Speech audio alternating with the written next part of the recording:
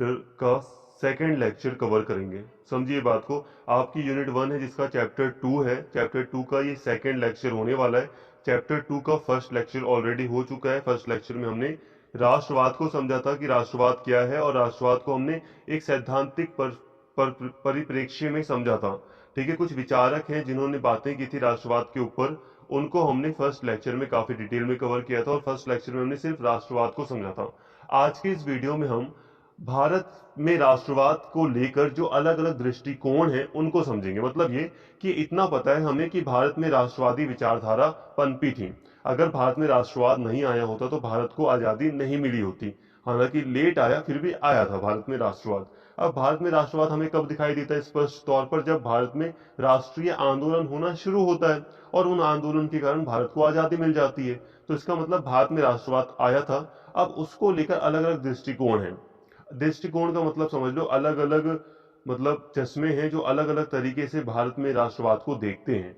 तो एक औपनिवेशिक राष्ट्रवाद, एक औपनिवेशिक दृष्टिकोण है या पद्धति है जो भारत में राष्ट्रवाद को देखती है। दूसरा है राष्ट्रवादी दृष्टिकोण जो भारत में राष्ट्रवादी पद्धति को या राष्ट्रवाद को देखती है। तीसरा है मार्क्सवादी दृष्टिकोण या मार्क्सवादी पद्धति कह सकते हो, जो कि भारत में राष्ट्रवाद को अपने नजर से देखती है। तो एक चौथा निम्न वर्गीय है। तो इन सभी को हम कवर करेंगे, बस आप वीडियो में एंड तक बने रहना। पूरा वीडियो देखोगे सारी चीजें आपको डेफिनेटली समझ में आ जाएंगी, बस वीडियो को पूरा देखना। तो बिना देरी किए टॉपिक को शुरू करते हैं। तो देखो, सबसे पहला जो अप्रोच है, जो दृष्टिकोण है भारतीय राष्ट्रवाद से संबंधित, वो है औपनिवेशिक पद्धति। इसे दोस्तों साम्राज्यवादी पद्धति भी कहते हैं, औपनिवेशिक पद्धति भी कहते हैं। नाम में कोई मतलब अंतर नहीं है, दोनों का मतलब सेम ही है। ठीक है, इंपीरियलिस्ट अप्रोच इसे इंग्लिश में कहते हैं। अब औपनिवेशिक पद्धति का मतलब क्या है, इसे थोड़ा सा समझ लो। औपनिवेशिक का मतलब क्या होता है आप बताओ? औपनिवेशिक का मतलब यहां पर है उपनिवेश बनाना। तो उपनिवेश किसने बनाया था? अंग्रेजों ने बनाया था, ब्रिटिश गवर्नमेंट ने बनाया था भारत को। तो जो ब्रिटेन के जो प्रमुख लोग थे जो भारत पर शासन कर रहे थे, जो शासक वर्ग के जो लोग थे, शासक वर्ग के जो समर्थक थे, जो समर्थक थे, जब वो राष्ट्रवाद के ऊपर बात करते हैं तो हम उसको क्या कहते हैं? औपनिवेशिक पद्धति कहते हैं। ठीक है, जो शासक वर्ग के लोग थे, जो औपनिवेशिक शासक वर्ग के जो लोग थे, जब वो भारत में राष्ट्रवाद के ऊपर अपने विचार हमें देते हैं तो हम उसको कहते हैं औपनिवेशिक दृष्टिकोण। क्योंकि वो लोग राज करने वाले थे, वो शासक थे, तो इसलिए हम उनके विचार को औपनिवेशिक पद्धति कहते हैं। अब शासक वर्ग ने भारत में राष्ट्रवाद को किस नजरिए से देखा या उसने क्या विचार रखा है, इसको हम थोड़ा समझते हैं। थोड़ा डिफिकल्ट है, बस प्लीज साथ में बने रहना। एक एक वर्ड सुनेंगे समझेंगे तो सारी चीजें क्लियर हो जाएंगी। 1970 के दशक तक उपनिवेशवाद से संबंधित साहित्य अधिकतर वायसरायों रचनाओं वायसरायों की रचनाओं, उनकी आत्मकथाओं, जीवनियों और संवैधानिक विकास के अध्ययन तक सीमित था। उपनिवेशवाद के अध्ययन की औपनिवेशिक पद्धति, जिसे कैम्ब्रिज स्कूल के नाम से भी जाना जाता है, लॉर्ड डफरिन, लॉर्ड कर्जन और मिंटो जैसे वायसरायों की रचनाओं में परिलक्षित हुई, तथा V Chirol, Verney Lovett, Montagu Chelmsford report के माध्यम से और अधिक स्पष्ट हुई। देखो, नोट्स थोड़े से आपको समझ नहीं आ रहे होंगे क्योंकि हो सकता है आप लोगों ने मॉन्टेग्यू चैम्सफोर्ड का नाम ना सुना हो, आपने लॉर्ड डफरिन का नाम ना सुना हो, लॉर्ड कर्जन का नाम ना सुना हो। ये चीजें डिफिकल्ट नहीं है, डिफिकल्ट इसलिए बन जा रही है क्योंकि हो सकता है कि आपने यहाँ पे जो कीवर्ड्स हैं थोड़े से हार्ड हैं आपके लिए, इसलिए आपको हो सकता है समझना है। बट कोई नहीं, आसान भाषा में समझा देता हूँ। देखो, ये लॉर्ड डफरिन हो गए, लॉर्ड कर्जन हो गई, जो मिंटो वगैरह, ये कौन है? ये वायसराय हैं। जब भारत में ब्रिटेन का जो शासन था, वो वायसराय उसमें सबसे प्रमुख होते थे, जिससे इन्हें आप समझ लो एक तरह से प्रधानमंत्री। तो भारत में जो सबसे प्रमुख व्यक्ति था या राष्ट्रपति समझ लो, वो थे वायसराय। तो ये वायसराय हो गए या जो दूसरे अंग्रेज विद्वान हो गए, ये दूसरे जो सचिव वगैरह हो गए, इन्होंने जो रिपोर्ट वगैरह दी है, उससे जुड़ा हुआ है औपनिवेशिक दृष्टिकोण। समझो, जो जो ये औपनिवेशिक पद्धति है राष्ट्रवाद को समझने की, भारतीय राष्ट्रवाद को समझने की, ये जो औपनिवेशिक पद्धति है, अप्रोच है, दृष्टिकोण है, ये किनकी बातों के ऊपर टिका है या किनकी बातों से बना है? तो जो वायसराय वगैरह थे उन्होंने कई सारी किताबें लिखी हैं। जो वायसराय थे उन्होंने कई सारी किताबें लिखी, कई सारी अंग्रेजी रिपोर्ट आई हैं सामने, उनके आधार पर औपनिवेशिक पद्धति बनी है। सिर्फ इतना है। ठीक है, उन्होंने जो बातें लिखी हैं उससे ये चीज बनी है। और एक और चीज है, ये जो औपनिवेशिक पद्धति है उसको कैम्ब्रिज स्कूल भी कहा जाता है। देखिए कैम्ब्रिज स्कूल कहा जाता है क्योंकि इसमें यूरोपीय लोग हैं मैक्सिमम। यूरोपीय विचार की जो यूरोपीय लोग जो क्या विचार रखते हैं वही इसी जो औपनिवेशिक पद्धति है उसमें शामिल है। तो यहां तक हमने सिर्फ इतना समझा कि औपनिवेशिक पद्धति में जो अंग्रेज जो वायसराय वगैरह थे, जो प्रमुख व्यक्ति रहे थे, उनके विचार प्रमुख रूप से शामिल हैं इस पद्धति में। अब इनके जो विचार थे वो क्या थे? अब इस धारणा की अगर हम बात करें, औपनिवेशिक पद्धति की धारणा की बात करें अगर हम, तो इस धारणा के दो पक्ष थे, एक उदारवादी और एक संकीर्णवादी। उदारवाद उदारवादी ये दो थे, एक उदारवादी थे और एक संकीर्णवादी थे। जो उदारवादी थे, उदारवादी व्याख्या कुपलैंड तथा पर्सिवल स्पीयर ने दी, जिनके अनुसार ब्रिटिश उपनिवेशवाद ने भारत को विकास के उस चरण तक पहुंचाने में सहायता की जहां यह अपने स्वशासन के अधिकार की मांग कर सके। अब देखो यहाँ पे आपको ये चीजें रटनी है, कुपलैंड के नाम रटो, पर्सिवल क्या है ये आपको याद करनी है। देखो अब औपनिवेशिक पद्धति में दो धारणाएं हैं, दो पक्ष हैं। दो पक्ष को देखो, ये औपनिवेशिक पद्धति है, ये साम्राज्यवादी अप्रोच है। अब इसी के अंतर्गत दो पक्ष शामिल हैं, एक है उदारवादी और एक है संकीर्णवादी। उदारवादी कहते हैं कि जो ब्रिटेन का जो उपनिवेशवाद रहा था भारत के अंतर्गत, भारत ने जो ब्रिटेन ने भारत को जो गुलाम बनाया था, उपनिवेश बनाया था, उससे क्या हुआ? उससे हुआ ये कि भारत का विकास हुआ। ये जो औपनिवेशिक पद्धति के अंतर्गत उदारवादी धारणा है वो कहती है कि ब्रिटिश उपनिवेशवाद से भारत का विकास हुआ और भारत को इस स्थिति में लाया ब्रिटेन ने कि भारत अपने लिए स्वशासन की मांग कर सके। भारत अपने लिए स्वशासन की मांग इसीलिए कर पा रहा है क्योंकि ये सब ब्रिटिश उपनिवेशवाद ने भारत को दिया है। कुल मिलाकर कहा जाए, यहाँ पर कहा जा रहा है कि ब्रिटेन के उपनिवेशवाद से भारत की स्थिति सुधरी है और भारत के लोग जागरूक हुए और फिर वो अपने लिए स्वशासन की मांग करते हैं। भारत में ब्रिटिश शासन मुख्यतः परोपकारी रहा।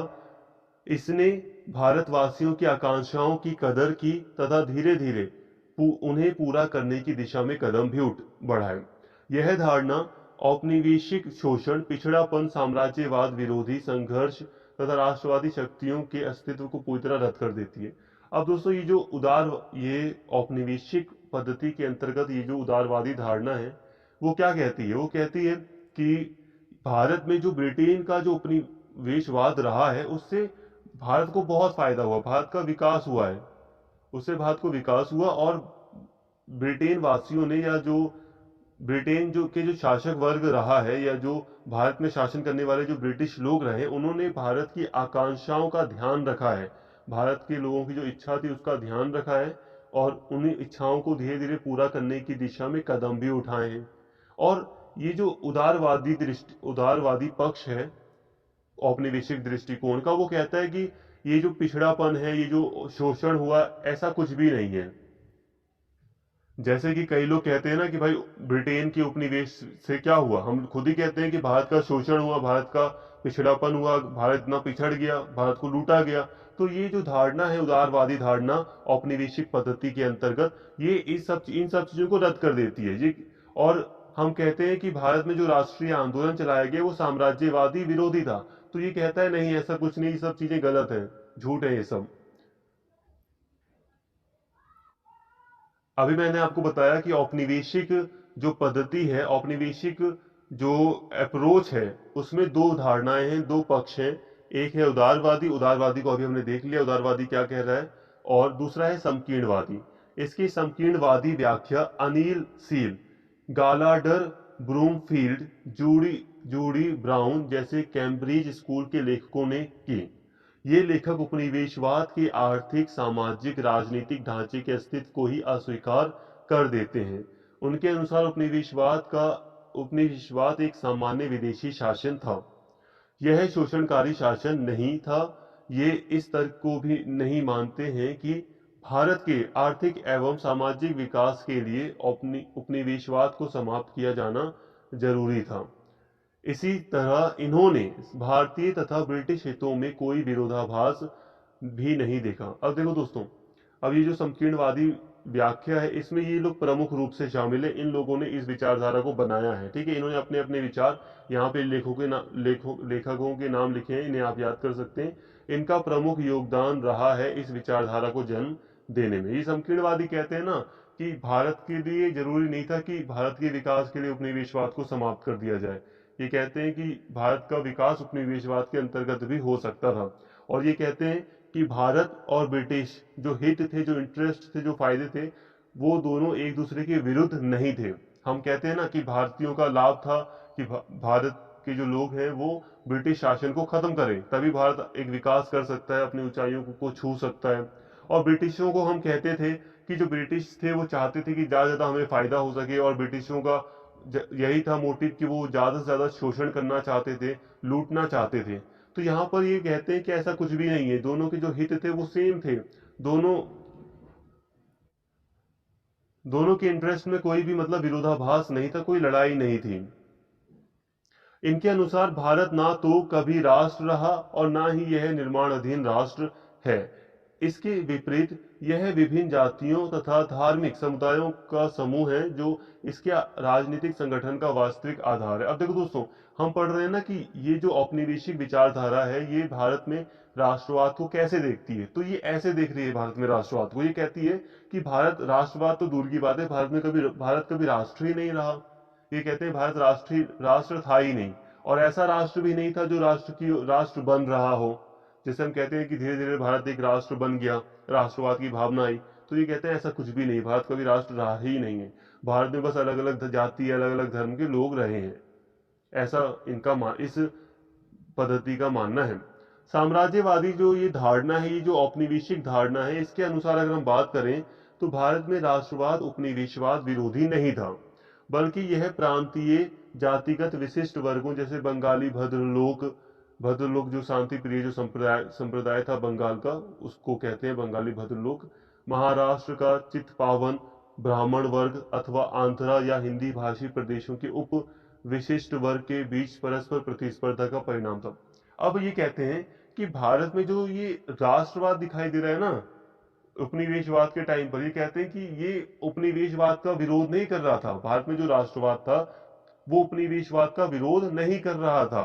ये कहते हैं कि जो भी आंदोलन वगैरह हो रहे थे, जो भी घोषणा वगैरह की जा रही थी उपनिवेशवाद के विरोध में, वो हकीकत ये थी कि वो कुछ लोग थे, जो ऊंचे वर्ग के जो लोग थे, वो आपस में कंपटीशन कर रहे थे सत्ता पाने के लिए। जैसे कि जातिगत रूप से जो विशिष्ट वर्ग था, जो विशेषाधिकार प्राप्त भारत में वर्ग थे, जो ऊंचे घराने के लोग थे, तो वो आपस में बस कंपटीशन कर रहे थे अच्छी स्थिति में आने के लिए। ये कोई राष्ट्रवाद नहीं था, ऐसा मानना है इस विचारधारा का, या औपनिवेशिक पद्धति का। औपनिवेशिक विचारधारा कह लो या पद्धति कह लो। तो यहां हमने सारी बातें समझी हैं। लेकिन दोस्तों एक चीज मैं आपको बता रहा हूँ, देखो डिटेल में इसलिए पढ़ रहे हैं, हो सकता है कि मैं अगर चाहूँ तो सिर्फ इस टॉपिक को ओरली मैं आपको चाहूँ तो 5 मिनट में भी समझा सकता हूँ, बट वो आपको समझ नहीं आएगा जब तक सारी बातें नहीं पता होंगी। तो आपको ये आसानी से समझ नहीं आएगा। हो सकता है कि पहली बार में आपको थोड़ा ही समझ में आए, लेकिन आएगा कम से कम थोड़ा। देखो जब आप 10 लाइन पढ़ेंगे ना, 10 लाइन में से अगर आपको 3 लाइन भी 2 लाइन भी समझ में आ जाती है तो बहुत है, मतलब समझ में तो आया थोड़ा। जब 2 लाइन समझ में आ गई तो धीरे धीरे सारी लाइन समझ में आ जाएंगी आपको। और अगर मैं सिर्फ 5 मिनट में सिर्फ आपको ये समझा दूं तो उससे होगा यही कि आप एग्जाम में लिखकर कुछ नहीं आ पाएंगे। आपको एग्जाम में कई पेजेस का आंसर लिखना होता है, ठीक है, 6-6 पेजेस का आंसर लिखना होता है। अभी एग्जाम पे पैटर्न एक बार देखना पड़ेगा कि इस बार आपको कितने पेज का लिखना है आंसर, लेकिन फिर भी अभी तक यही होता है कि कम से कम 6-6 पेजेस के आंसर लिखे जाते रहे। तो खुद सोचिए, आपको मटेरियल की आवश्यकता होती है, इसीलिए हम पूरा पढ़ते हैं ताकि हम सारी बातें लिख कर आए। अभी अभी जैसे कि ये औपनिवेशिक पद्धति, अगर क्वेश्चन भी आएगा एग्जाम में तो ऐसे आएगा कि 4 है तो 4 में से 2 पद्धति आपको दे देंगे कि 2 विचारधाराओं को स्पष्ट कीजिए जो भारत के राष्ट्रवाद के बारे में क्या कहती हैं। अब 2 विचारधाराओं के बारे में भी अगर आपको कह दिया और अगर आपको मान लो 6 पेज लिखने, तो फिर भी एक के ऊपर आपको 3 पेज तो लिखने ही पड़ेंगे, तभी तो 6 होगा। अगर आपको मान लो 5 ही पेज लिखने, तब भी तो 2.5-2.5 पेज लिखने पड़ेंगे आपको। तो उसके लिए भी तो आपको मटेरियल चाहिए, काफी तर्क चाहिए। और वैसे भी ये चीजें आपके लिए यूजफुल है, प्लीज यही कहूंगा कि ये कुछ एक्स्ट्रा नहीं है। उपनिवेशवाद के विरुद्ध संघर्ष एक उद्देश्यहीन तथा ढींग पूर्ण संघर्ष था। यह भारतीय विशिष्ट वर्गों के हितों तथा आवश्यकताओं की उपज था, जो उपनिवेशवादी संघर्ष की आड़ में अपने अथवा अपने समुदाय के हितों का पोषण कर रहे थे। यह पश्चिमी शिक्षा प्राप्त वर्ग का काम था, जो आरंभ में कई तरह की सुधारवादी और प्रगतिशील सामाजिक गतिविधियों में लगा रहा, परंतु धीरे धीरे अपने ही शासकों के विरुद्ध हो गया। वास्तव में राष्ट्रवाद और कुछ नहीं, ऐसे लोगों की स्वार्थी तथा हतोत्साहित महत्वाकांक्षाओं, पश्चिमी सभ्यताओं से प्राप्त प्रजातंत्र तथा देशभक्ति के आदर्शों एवं विदेशी शासन के विरुद्ध एक स्वाभाविक प्रतिक्रिया का मिला जुला परिणाम था। राष्ट्रवाद इन विशिष्ट दो वर्गों द्वारा अपने निहित स्वार्थों के लिए लोक समर्थन प्राप्त करने की विचारधारा था। देखो दोस्तों, ये जो औपनिवेशिक विचारधारा है, औपनिवेशिक जो पद्धति है, वो कहती है कि एक्चुअली में कोई विरोध था ही नहीं, उपनिवेशवाद का कोई विरोध कर ही नहीं रहा था। ये जो विरोध प्रदर्शन हो रहे थे उपनिवेशवाद को लेकर, यानी कि ब्रिटेन के शासन को लेकर भारत में, वो क्या थे? वो बस एक उद्देश्यहीन और ढींग पूर्ण थे। मतलब जो जातिगत जो विशिष्टता प्राप्त, जो ऊंची जाति के जो लोग थे, जो विशिष्ट वर्ग था, जो पहले से या काफी अमीर था, वो अपनी स्थिति को सुधारना चाहता था, वो एक अच्छी स्थिति में आना चाहता था और ज्यादा पावर अपने हाथ में लाना चाहता था। इसलिए वो बस आपस में संघर्ष कर रहे थे और ऐसे नारे दे रहे थे कि वो उपनिवेशवाद का विरोध कर रहे हैं। ये जो विशिष्ट वर्ग है, ये खुद ही पश्चिम से पढ़ लिख कर आया, मतलब यूरोप से पढ़ा लिखा वर्ग था, ये कहते हैं। और ये पहले जो ब्रिटिश लोग थे उन्हीं के साथ काम भी कर रहा था, लेकिन फिर बाद में अपनी स्थिति को ज्यादा अच्छा बनाने के लिए, पावर लेने के लिए, ये आपस में कई सारे विशिष्ट वर्ग थे अलग अलग इलाकों में, वो जो सरकार थी उसके खिलाफ नारे लगा रहे थे।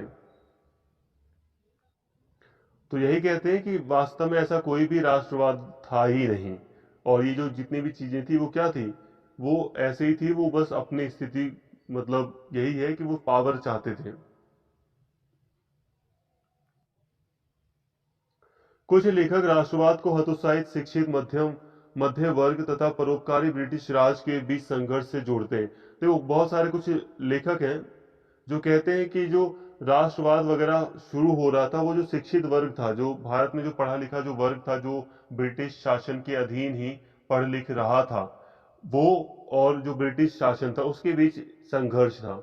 ये जो राष्ट्रवाद था, राष्ट्रवाद को हम क्या कहते हैं कि पूरी जनता का ब्रिटिश सरकार के विरुद्ध संघर्ष था। लेकिन यहाँ पर ये जो औपनिवेशिक पद्धति के जो लोग हैं, औपनिवेशिक विचारधारा रखने वाले जो लोग हैं, जो विचारक हैं, वो कहते हैं कि ऐसा कुछ नहीं है।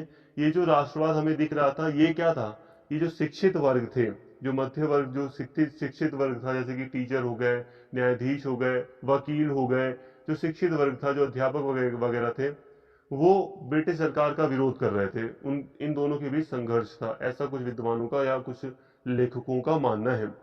राष्ट्रवादी आंदोलन विभिन्न वर्गों और भारतीय एवं विदेशी विशिष्ट वर्गों के बीच शक्ति प्राप्त करने के लिए संघर्ष का ऊपरी आवरण था।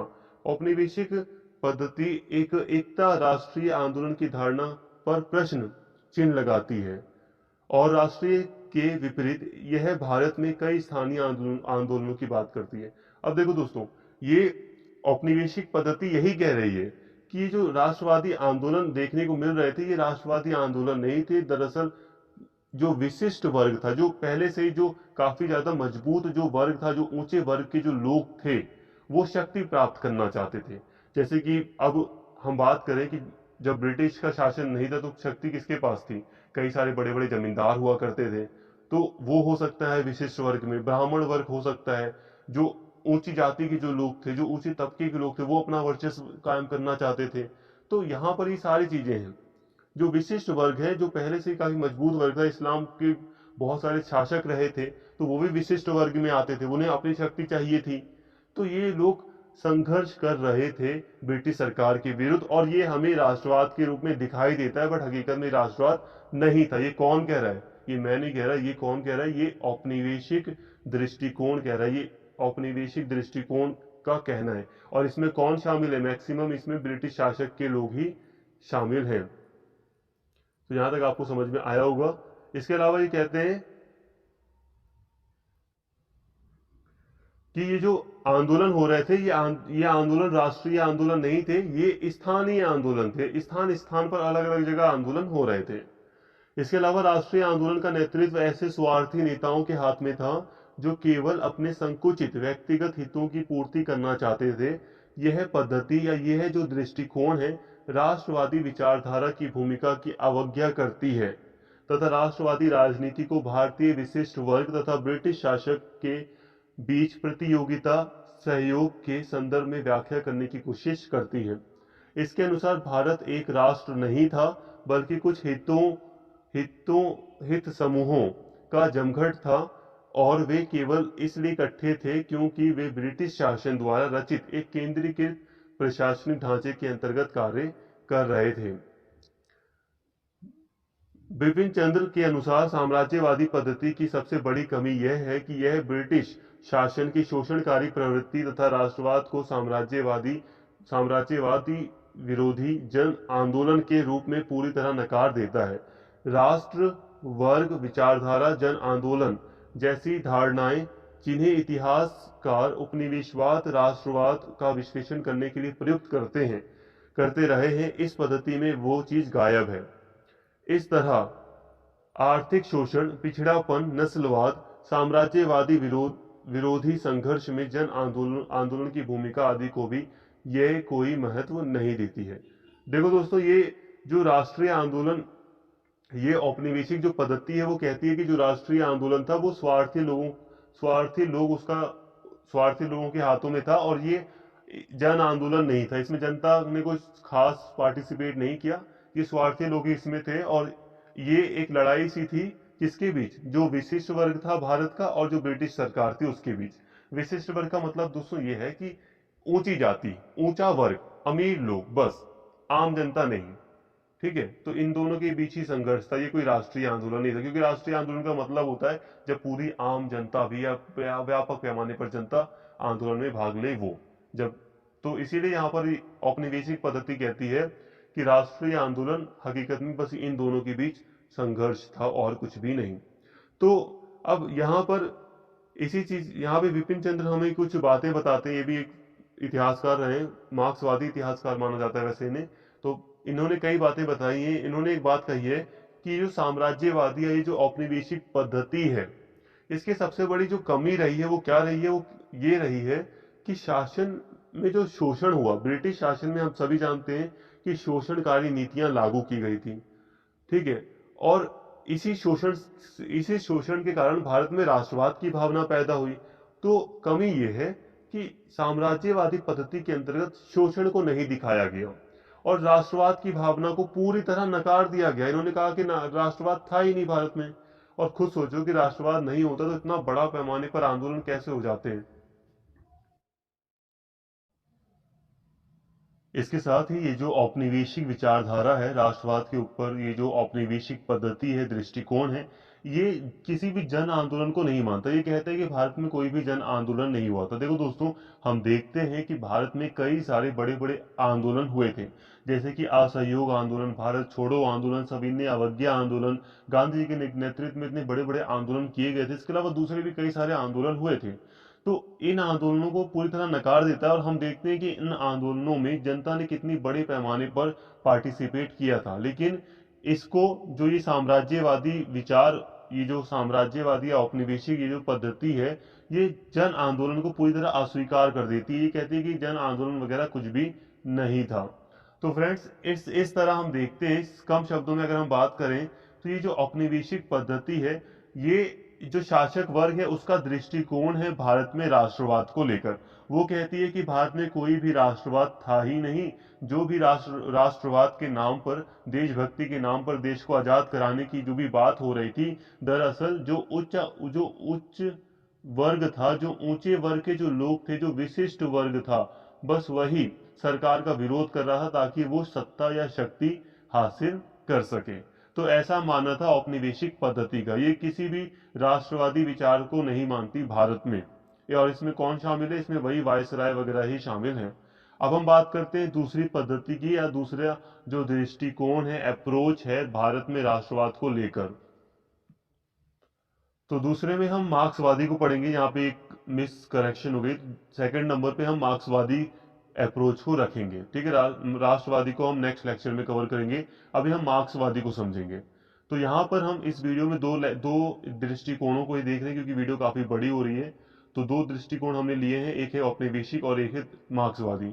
तो औपनिवेशिक पद्धति या औपनिवेशिक दृष्टिकोण को हमने काफी अच्छे से समझ लिया है, सारी चीजें आपको समझ आ गई होंगी। अब हम बात करते हैं मार्क्सवादी पद्धति की। देखो दोस्तों, इतने सारे नोट्स आपको इसीलिए दिखाए जा रहे हैं ताकि आप ये ना कहें कि मेरे पास पढ़ने के लिए कोई किताब नहीं है या मेरे पास कोई रिसोर्स नहीं। तो इतना सारा मटेरियल आपको प्रोवाइड किया जा रहा है बस इसीलिए ताकि आप अच्छे से पढ़ सकें, ठीक है। मैं समझाता हूँ शॉर्ट में, वो शॉर्ट में सब चीजें समझाई जा सकती हैं, लेकिन फिर भी कई सारे बच्चे इन नोट्स का यूज कर सकते हैं, क्योंकि बहुत सारे बच्चे ऐसा भी मानते हैं कि सर इतना मतलब लेंथी हो रहा है। ये तो लेंथी नहीं है। ये जब मैं समझाता हूँ तो वो मैं शॉर्ट में ही समझाता हूँ। लेंथी इसलिए ताकि आपको पूरी एक तरह से किताब ही यहाँ पर प्रोवाइड की जा रही है। अब मार्क्सवादी पद्धति की बात करें कि मार्क्सवादी जो दृष्टिकोण है या अप्रोच है, ये कैसे राष्ट्रवाद को भारत में देखता है। देखो, मार्क्सवाद की विचारधारा आपने पढ़ ली होगी, नहीं पढ़ी तब भी आपको पढ़ना चाहिए। देखो, मार्क्सवाद की विचारधारा जो है वो उदारवादी विचारधारा या जो औपनिवेशिक विचारधारा है, बिल्कुल उसके उल्टा है। मार्क्सवादी तो स्वतंत्रता की बात करते हैं, लेकिन यहाँ पर वो समानता की बात करते हैं, ठीक है। ये क्या बात करते हैं कि समाजवाद की स्थापना हो, या इनके जो विचार हैं वो पूरी तरह यूरोप में जो पूंजीवाद वगैरह उसका अपोजिट विचार है इनका, मार्क्सवादी का। अब जो मार्क्सवादी लोग हैं, लेखक हैं, जिसमें कार्ल मार्क्स आते हैं, दूसरे जो लेखक हैं वो आते हैं, लेकिन भारत में भी कई लोग ऐसे थे जो मार्क्सवादी हैं, ठीक है। अब यहाँ पे आप समाजवाद वगैरह एक मिनट साइड रखो रखो, लेकिन बहुत सारे विचारक जो हैं जो वो मार्क्सवादी विचारक भारत में रहे। अब वो लोग राष्ट्रवाद को, भारत के राष्ट्रवाद को किस तरह से देखते हैं, हम इसकी बात कर रहे हैं, ठीक है। किस तरह से भारत के राष्ट्रवाद को इनके द्वारा देखा जाता है। तो शुरू करते हैं। उपनिवेशवाद तथा राष्ट्रवाद की मार्क्सवादी पद्धति साम्राज्यवादी दृष्टिकोण के सर्वथा विपरीत है। यानी कि जो उपनिवेशवादी दृष्टिकोण अभी हमने पढ़ा ना, उसी को यहाँ पर साम्राज्यवादी दृष्टिकोण भी कहा गया है। तो उपनिवेशवादी दृष्टिकोण के बिल्कुल क्या है, अपोजिट है।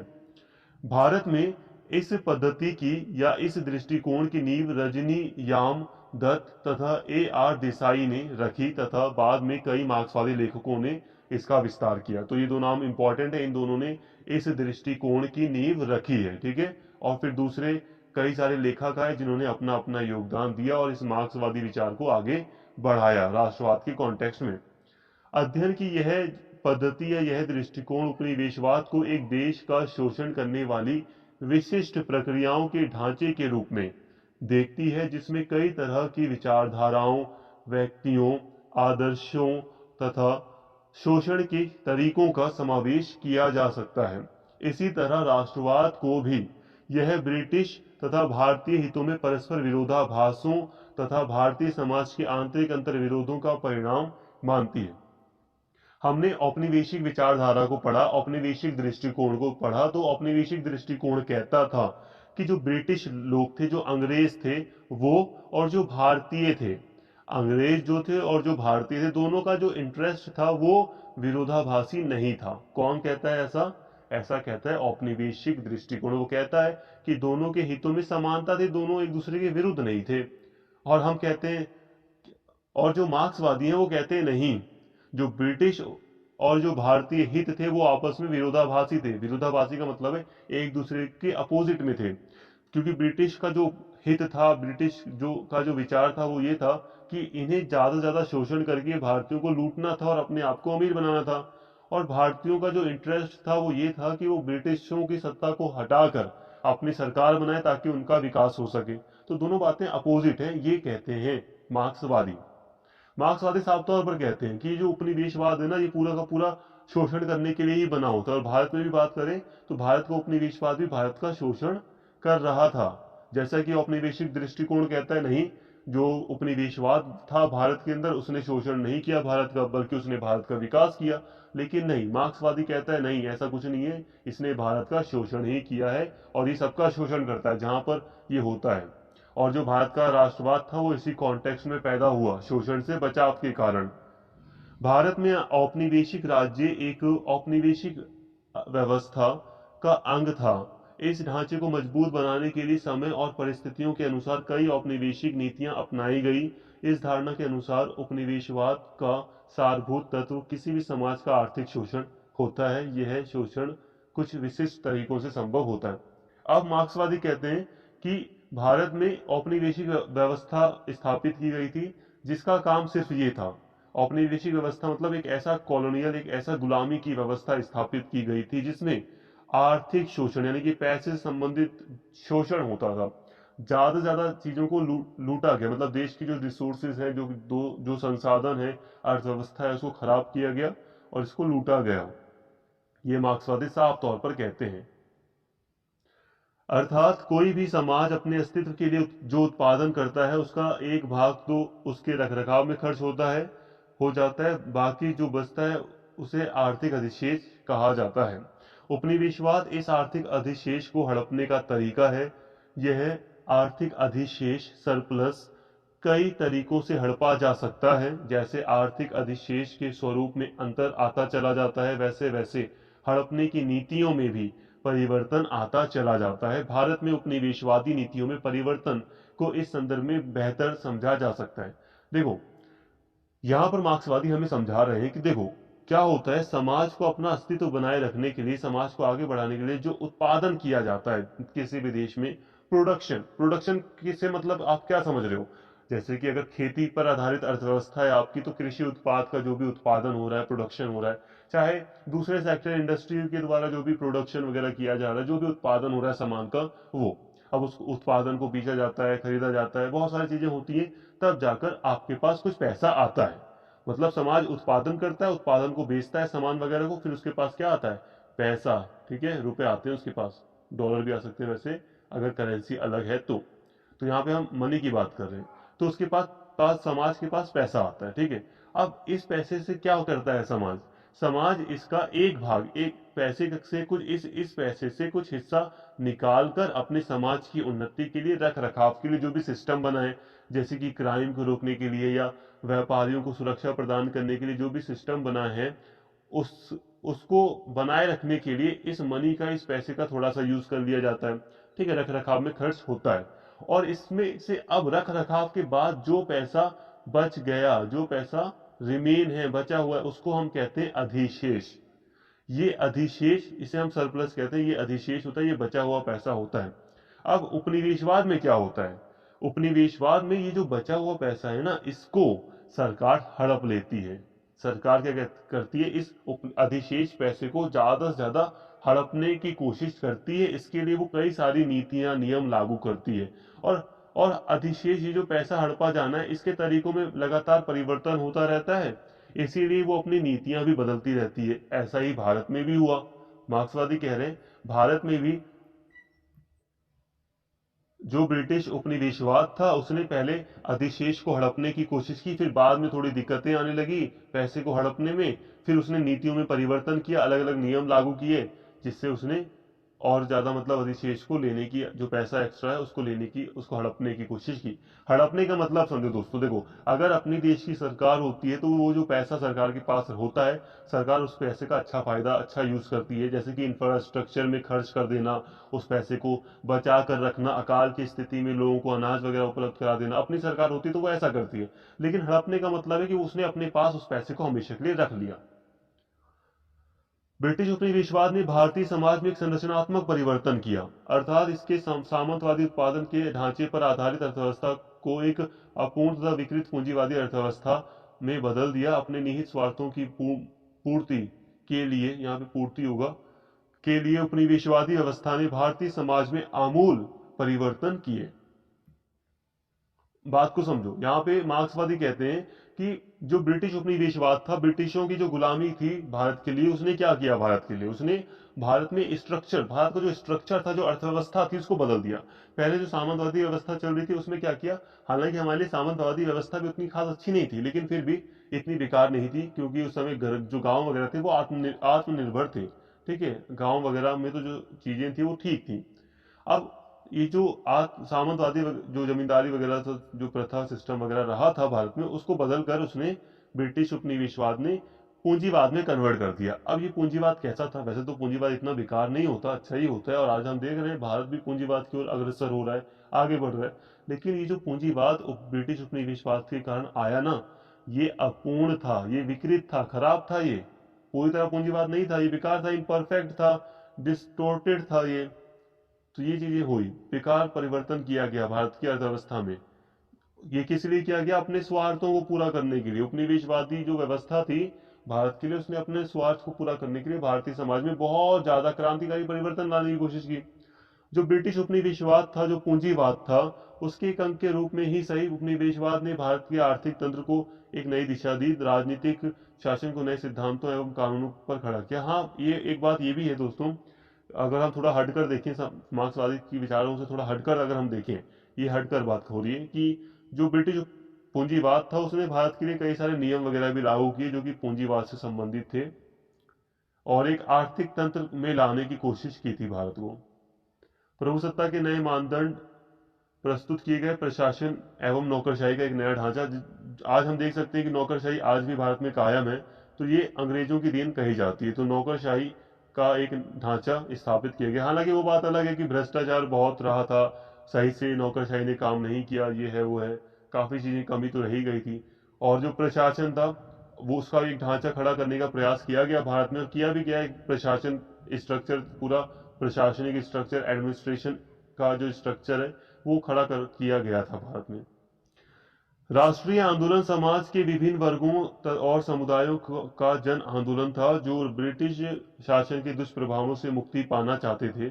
इस शासन की दासता से राजनीतिक स्वतंत्रता प्राप्त करना चाहते थे तथा प्रगति एवं समृद्धि के आधार पर भारतीय समाज को दोबारा से पुनः निर्मित करना चाहते थे। अब देखो, ये जो मार्क्सवादी विचारक है, ये मार्क्सवादी ये जो दृष्टिकोण है, ये कहता है कि भारत में जो राष्ट्रीय आंदोलन हो रहा था वो इसलिए हो रहा था क्योंकि ब्रिटेन ने भारत को बहुत सताया, बहुत ज्यादा शोषण किया, और उस शोषण से बहुत ज्यादा दुष्प्रभाव सामने आए, और इस दुष्प्रभाव से बचने के लिए, मुक्ति पाने के लिए भारतीय लोगों ने जन आंदोलन के रूप में राष्ट्रीय आंदोलन चलाया। ठीक है, ये सारी बातें ये कहते हैं। औपनिवेशिक विचारों से बिल्कुल उल्टा है ये। औपनिवेशिक वगैरह कहते हैं राष्ट्रीय आंदोलन था ही नहीं, राष्ट्रवाद था ही नहीं। ये कहते हैं नहीं, राष्ट्रवाद था, सबने मिलकर जन आंदोलन का रूप लिया आंदोलन ने, और ब्रिटिशों ने जो शोषण किया था उसके विरोध में सब एकजुट हुए और भारतीय समाज को प्रगति पर लाने के लिए मुक्ति, स्वतंत्रता की बात की, राजनीतिक अधिकारों की बात की, दासता से मुक्ति की बात की। ऐतिहासिक भौतिकवाद की पद्धति का अनुसरण करते हुए जो मार्क्सवादी लेखक हैं वो विभिन्न सामाजिक शक्तियों की भूमिका तथा महत्व का विश्लेषण करते हैं जिन्होंने राष्ट्रवाद के उदय तथा विकास में पृष्ठभूमि का काम किया। इसे छोड़ो, ये अभी समझा दिया जाएगा। विपिन चंद्र के अनुसार मार्क्सवादी पद्धति साम्राज्यवाद विरोधी प्राथमिक विरोधाभासों तथा आंतरिक गौण विरोधाभासों में पूरी तरह समन्वय नहीं कर पाती। यह साम्राज्यवाद विरोधी आंदोलन तथा वर्ग संघर्ष की एक साथ जोड़ने का प्रयत्न करती है। देखो दोस्तों, जो मार्क्सवादी ये जो पद्धति है, मार्क्सवादी ये जो दृष्टिकोण है, ये जो विरोधाभास थे उसमें समन्वय नहीं कर पाती है। मतलब यह है कि देखो, ये जो मार्क्सवादी पद्धति है ना, ये मार्क्सवाद की विचारधारा को यहाँ पर ऐड कर देती है। मार्क्सवाद की विचारधारा क्या थी कि जो समाज है उसमें वर्ग संघर्ष है। वर्ग संघर्ष का मतलब होता है कि जो ऊंचे जाति के जो लोग हैं, जो उच्च वर्ग का जो जाति नहीं, जो ऊंचे या जो अमीर लोग हैं और जो गरीब लोग हैं, उनके बीच जो विरोध है, जो संघर्ष है, उसको हम कहते हैं वर्ग संघर्ष। समझो, तो ये जो मार्क्सवादी पद्धति है वो कहती है कि ऊंचे और गरीब लोगों में हमेशा संघर्ष होता रहता है। बट हकीकत तो ये है ना कि भारत में जो संघर्ष था, अमीर और गरीब को एक बार साइड रखें, तो भारत में जो राष्ट्रवाद था वो कैसा था? वो राष्ट्रवाद अंग्रेजों के विरुद्ध था। हमें कुछ पता होना पता, हमें इतना पता है कि जो राष्ट्रवाद था भारत का वो अंग्रेजों के विरोध में था। ठीक है, अमीर लोगों के विरोध वगैरह में नहीं था इतना। हम सिर्फ अंग्रेजों के कॉन्टेक्स्ट में अगर हम बात करें तो जो राष्ट्रवाद था ना वो सिर्फ अंग्रेजों के विरुद्ध था, कि अंग्रेज पहले अपनी सत्ता हटाएंगे, उसके बाद हम अपना शासन स्थापित करेंगे, तब जाके हम समानता वगैरह की बात करेंगे। तो वर्ग संघर्ष हमें नहीं दिखाई देता है भी, तो हम स्पष्ट तौर पर उसको नहीं देखते वर्ग संघर्ष को। लेकिन मार्क्सवाद क्या करता है, जो मार्क्सवादी दृष्टिकोण है वो भारत के राष्ट्रवाद में वर्ग संघर्ष को भी जोड़ देता है। और खुद सोचो, अगर वर्ग संघर्ष होगा, अमीर और गरीब के बीच में संघर्ष होगा, तो वो आंदोलन कैसे कर पाएंगे मिलकर। बट हम देखते हैं कि कई सारे अमीर लोगों ने भी आंदोलन का सपोर्ट किया था, गरीब लोगों ने भी मिलकर आंदोलन किया था। तो ये चीज यहाँ पर कमी आती है एक। राष्ट्रीय आंदोलन को बुर्जुआ आंदोलन की संज्ञा देकर यह आंदोलन के बहुवर्गीय तथा उन्मुक्त चरित्र को जानबूझकर अनदेखा करती है। इसके अलावा यह संघर्ष के वर्ग चरित्र चरित्र को इसके स्वरूप अर्थात इसके अहिंसावादी चरित्र के संदर्भ में देखती है, जिसे ब्रिटिश शासन के साथ कई समझौते करने पड़े तथा सामरिक दृष्टिकोण से आंदोलन को कई बार वापस लेना पड़ा। तो फ्रेंड्स, वही बात है कि यहाँ पे जो राष्ट्रीय आंदोलन था उसको बुर्जुआ आंदोलन कह दिया मार्क्सवादियों ने। मार्क्सवादियों ने कहा कि बुर्जुआ का मतलब होता है जो आम जनता थी, अमीर वर्ग को हटा दो, जितना भी मजदूर वर्ग है वो बुर्जुआ होता है, ठीक है। तो बुर्जुआ आंदोलन इसको घोषित कर दिया। बट इसमें तो अमीर लोग भी पार्टिसिपेट थे ना, वो भी तो उन्होंने उन्होंने भी तो सहयोग दिया था। और जो दूसरे भी वर्ग रहे थे, भले ही वो ऊंचे वर्ग थे, तो क्या हुआ, उनका भी एक मतलब इंपॉर्टेंट रोल रहा था आंदोलन में, तो उसको जानबूझकर इन्होंने अनदेखा कर दिया। तो यहाँ पे ये कमी रही है।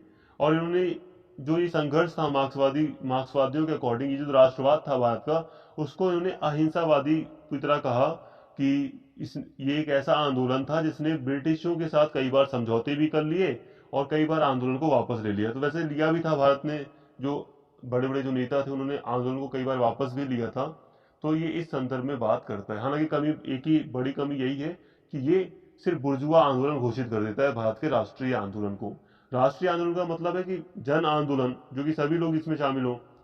अब यहाँ पर दोस्तों हमने ये, यहाँ पे मार्क्सवादी पद्धति को हमने समझा। मार्क्सवादी पद्धति में हमने क्या देखा, मार्क्सवादी पद्धति में हमने देखा कि जो विचारक हैं वो कहते हैं कि शोषण हुआ था, उपनिवेशवाद जो था वो अच्छा नहीं था, उसने भारतीयों का शोषण किया और इसी के विरोध में भारत में राष्ट्रवाद की भावना पैदा हुई और राष्ट्रवाद ने भारत का विरोध किया।